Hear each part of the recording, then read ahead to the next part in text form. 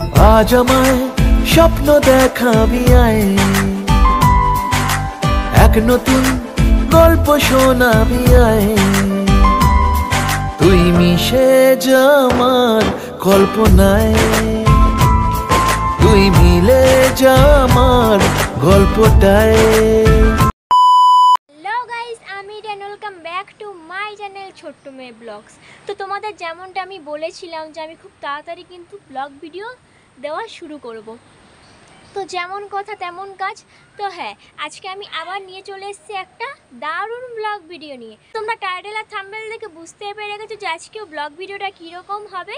তো হ্যাঁ, আজকে যাবো একটা বিয়ে বাড়িতে। তো আমি এখন আছি নবদ্বীপ, মানে আমার বড় পিসির বাড়িতে, শ্রীরামপুর আর কি। আমি এসেছি পিসির বাড়িতে প্রায় 1:30টার সময়। তো এখন আমি আছি পিসির বাড়িতে, ছাদে বসে আছি আর কি। তো এখন বাজে প্রায় 4:30 মতো। তো একটু পরে রেডি হব, মানে বৌদি দিদি সবাইকে রেডি করাবো, দেন আমি রেডি হব। তো চলো আজকে তোমাদের পুরোটাই শেয়ার করব। তো তোমরা পুরো ভিডিওটা স্কিপ না করে শেষ অবধি দেখতে থাকো, আশা করছি তোমাদের খুব ভালো লাগবে। তো চলো, রেডি হওয়ার সময় আবার কথা বলছি, তোমরা ভিডিওটা কন্টিনিউ দেখতে থাকো। তো গাইজ, এই যে আমি ফাইনালি কিন্তু রেডি হয়ে গেছি। আর এত গরম লাগছিল আমাকে, নিজের কাছেই আমাকে এতটা খারাপ লাগছিল দেখতে, মানে তোমাদের আর কি বলবো। তো আমি রেডি হওয়া তো শেয়ার করতে পারলামই না। তো এখন দাঁড়িয়ে আছি রেডি হয়ে ছেলের বাড়িতে। একটু পরে এখান থেকে যাব লজে। তো চলো লজে গিয়ে দেখা হচ্ছে।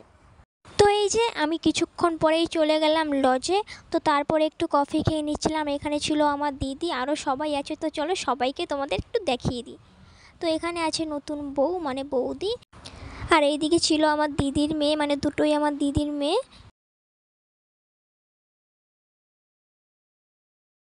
তো এটা হলো আমার ভাগ্নি।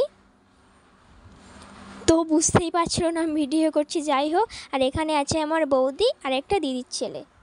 সবার সাথে তো পরিচয় করালামই, এবার চলো একটু তোমরা আমার নাচ দেখে নাও। বিয়ে বাড়ি গেছি আর নাচবো না, এটা কি আর হতে পারে?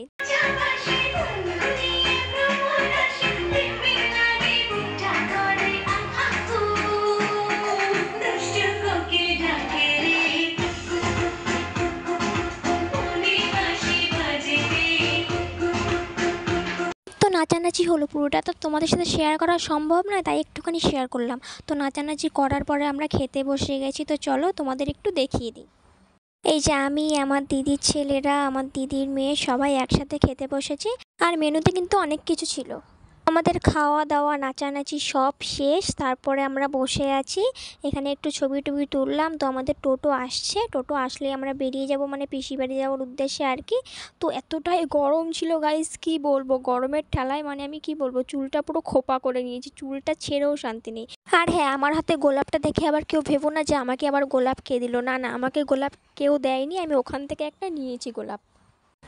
তো যাই হোক গাইজ, আজকে ভিডিওটা এখানেই শেষ করছি। বুঝতেই পারছো প্রচুর গরম পড়েছে, অবস্থা খুবই খারাপ। তো আমাকে কেমন লাগছে অবশ্যই কিন্তু তোমরা কমেন্ট করে জানিও। জানি ভালো লাগছে না, তাও তোমরা জানালে একটু খুশি হতাম।